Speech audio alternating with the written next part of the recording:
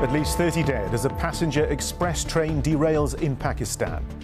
A huge rescue operation is underway to try and find those trapped in the wreckage. Also tonight, a 12-year-old boy killed in a hit-and-run on the M62 motorway. Police say he was struck as he tried to cross the carriageway in West Yorkshire. England's women's netball team failed to make history, losing to Australia in the World Cup final this evening. And Serena Wiegmann warns her footballers are taking nothing for granted ahead of tomorrow's knockout clash against Nigeria. I think we haven't had any easy game at all, and we don't expect an easy game tomorrow. It's going to be very competitive, and we have to be at our best.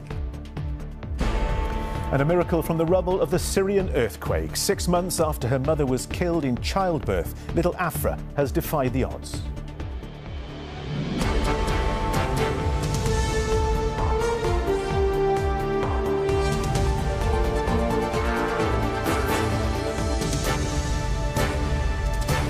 This is ITV News with Jonathan Hill.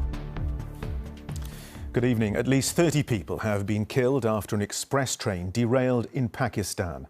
Several carriages overturned in the crash in Sindh province in the south of the country. 100 people have been injured and rescuers are still trying to find survivors trapped in the wreckage. The cause is not known, but accidents on Pakistan's aged rail network are not uncommon. Sam Holder has the latest. The carriages lie strewn across the landscape, some twisted at seemingly impossible angles. People rushed to help those on board the Hazara Express after it derailed near the town of Nawabshah. But for some, there was nothing that could be done. Amongst this wreckage, dozens of lives have been lost, many more seriously injured. 12 of us were first to reach the site. We started rescuing the injured, including children and old people. They were in bad condition. Some of them had broken hands and legs, so we did what we could. 10 carriages came off the track. The force of the derailment so intense, parts of the train were ripped apart, springs littering the ground. The metal frames contorted.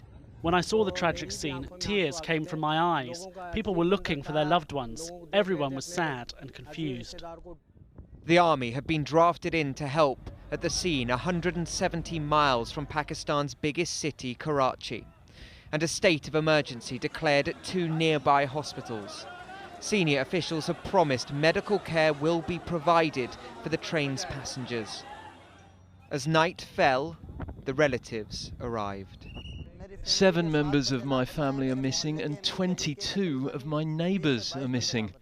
So far we've only found 4 and the rest are still missing. Train crashes are painfully common on Pakistan's ageing railway network. In 2021, a crash, also in the Sindh province, led to 65 deaths. Some of the signal and communications systems in the country date back to the colonial era, and experts say tracks are poorly maintained.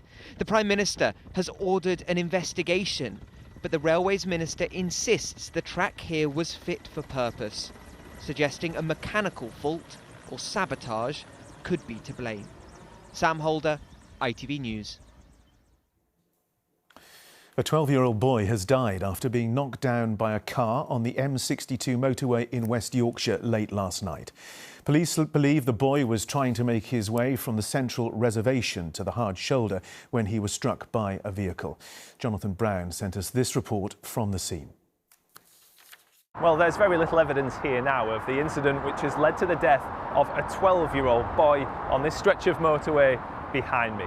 But today, more details have emerged as to exactly what happened here after a huge emergency service presence was seen here overnight. West Yorkshire Police say that the boy was struck while crossing the eastbound carriageway of the M62 between junctions 25 and 26 near Cleckheaton at about 10 to 10 last night. The driver of the car involved did not stop at the scene and police are urging them to come forward. Now, it's thought that the collision happened after an earlier one-vehicle crash on the slip road to Hartshead services at about 9:30. Police have since arrested a 36-year-old man on suspicion of causing or allowing the death of a child. They described this as a tragic incident and are supporting the family at this difficult time. They've also asked for anyone with dashcam footage to come forward. Jonathan Brown reporting there. Moving on, people wrongly convicted of a crime will no longer have their living costs docked from their compensation claim.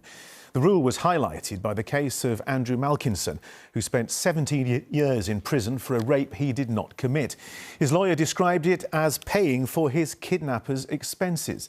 Well, Lewis Warner joins me now. Lewis, what's the background to these reforms? Well, the government says it is righting a wrong that's existed for more than 15 years. What had been happening was that it was charging people effectively who'd been wrongly imprisoned for providing their food and putting a roof over their heads while they were behind bars. But of course, these were innocent people punished twice, once by imprisoned in the first place and then for being charged for their time there. It's been happening since about 2006. They've been reducing the compensation people got once they were out to compensate for their living payments. Now, an appeal against all of this was brought by a man, as you mentioned, called Andrew Malkinson. He was wrongly convicted for rape. He spent 17 years in jail for a rape, of course, he didn't commit. He was released in 2020, his conviction quashed after new DNA evidence linked another suspect, and he always maintained his innocence and said he could now be in line for some compensation. But his lawyer today said it shouldn't have been down to him to force this change from the government in the first place. OK. For him, what it means to Andy is that now the people who he considers his kidnappers, he no longer has to pay their expenses. So that's a step in the right direction. I mean, it took Andy's case, it took Andy's plea to make the government realise it's wrong. But if it's wrong, it's wrong. So fix it for everybody. So people like Andrew potentially looking at some compensation then. The Justice Secretary, Alex Chalk, said it is a common sense change which will ensure victims do not face paying twice for the crimes they did not commit. But those who were wrongly convicted only have 2 years to bring their claim to get this compensation post their pardon. So, and considering this has been happening since 2006, of course, that will probably rule out more people than it'll actually help. OK. Lewis, thank you very much indeed. The deadline for Niger's military junta to reinstate its ousted president to power has arrived.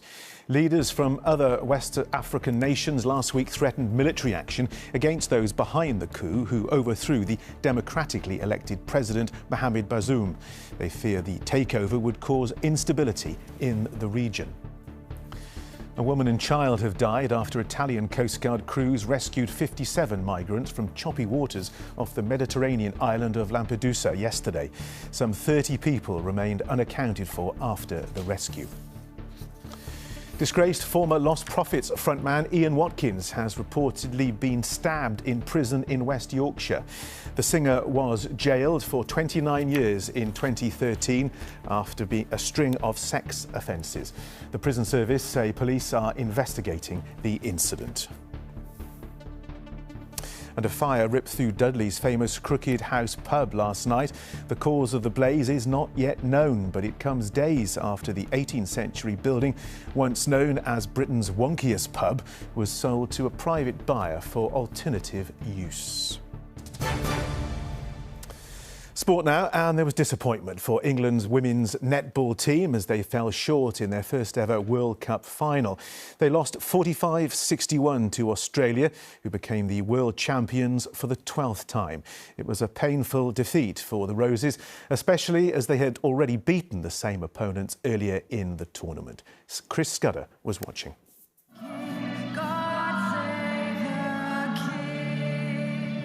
The proudest of days for the Roses, and hopes were high for a first world title. But Australia had done it time and time again. The 11 times world champions started fast with a 4-point lead. Oh my goodness, quick releases.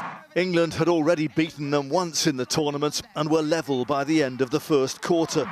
But turnovers were crucial. The Roses lost the ball at key moments, and by half-time, the Aussies used all their experience to lead again by 4. 4 goals in it then, Australia just with that edge. England needed to be clinical, but the ball would not stick under pressure. And Australia, playing their 9th successive world final, stretched the advantage to 10 points at the end of the third quarter. Pushing it, you can come on. England's greatest netball day had been beating the Aussies to Commonwealth gold in 2018. but there could be no repeat here. A heavy defeat, Australia world champions for the 12th time. Chris Scudder, ITV News. In football, England manager Sarina Wiegman says her team can't afford to be complacent when they play Nigeria in the World Cup round of 16 tomorrow. The Lionesses have won all 3 of their matches so far and have been boosted by the return of influential midfielder Keira Walsh, who suffered a knee injury earlier in the tournament. Natalia O'Kara has more. Promising signs on the pitch as the entire England squad, including Barcelona midfielder Keira Walsh, took part in today's team training. A huge boost for the Lionesses' hopes ahead of their match with Nigeria tomorrow. But just over a week ago, Walsh's future in the tournament looked uncertain. The 26-year-old was carried off in a stretcher during the match with Denmark. There were fears it was a serious knee injury, forcing her to miss England's fixture against China. But after some recovery time, Walsh could now make tomorrow's starting lineup. She's doing well. She started her rehab straight after we knew what was going on. And she has been on the pitch, she has been training today. Now we'll wait till how she recovers from that training session, and if she does well, then she's available for tomorrow.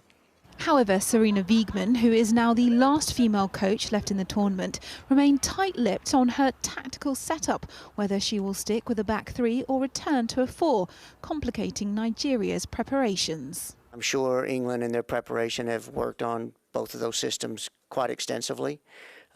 So we've tried in this week to just prepare for both, and we'll see which way they come out. Whatever formation, Wiegman is confident that her team are strong in all areas. The Lionesses have won all 3 matches at the Women's World Cup and intend to roar their way to victory by securing England's place in the quarter-finals tomorrow. Natalia Horquera, ITV News. Meanwhile, the defending champions, the USA, are out of the tournament. They lost to Sweden in the knockout rounds of the 16 on penalties earlier today by quite literally the thinnest of margins. Sweden's Lena Hurtig had to score this penalty to win the tie, and despite her effort appearing to be saved, goal line technology confirmed the ball had just crossed the line. An agonising loss for the USA as Sweden go through to the quarter-finals. They'll play Japan on Friday. Arsenal have won their first trophy of the season. They beat Manchester City on penalties in the Community Shield after a dramatic end to the game in normal time. Mikel Arteta's side were trailing to Cole Palmer's strike until the 101st minute, but a deflected strike from Leo Trossard brought them level. Arsenal then came out on top in the shootout. Fabio Vieira took the winning penalty as they made the perfect start to the season.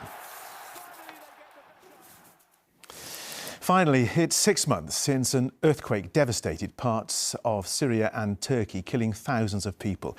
In the days that followed, rescuers pulling people from the rubble found baby Afra. She was still attached to her mother by her umbilical cord, who had died just after giving birth. Miraculously, the newborn survived. Alex Izet has the story. Happy and healthy, Afra is a typical 6-month-old. But her start to life was far from normal. Born amidst the rubble of a collapsed building, rescuers found her next to her mother's body, umbilical cord still attached. She was the lone survivor from her family of 6. Taken to hospital, barely breathing, she captivated the world. Her aunt and uncle stayed by her side, eventually taking her home to help her recover. She is considered as one of my children, and she smiles a lot at everyone she meets. The devastating earthquake hit southern Turkey and northern Syria in the early hours of February 6th, killing over 50,000 people. Afra was one of the lucky ones, even given the nickname Aya, meaning miracle in Arabic. And every day she continues to bring joy to her loving family who will stay by her side. Alex Izat, ITV News. And that's it so far this evening. The late news is just after 10. The national weather is up next, but from me and all the team, thanks for watching.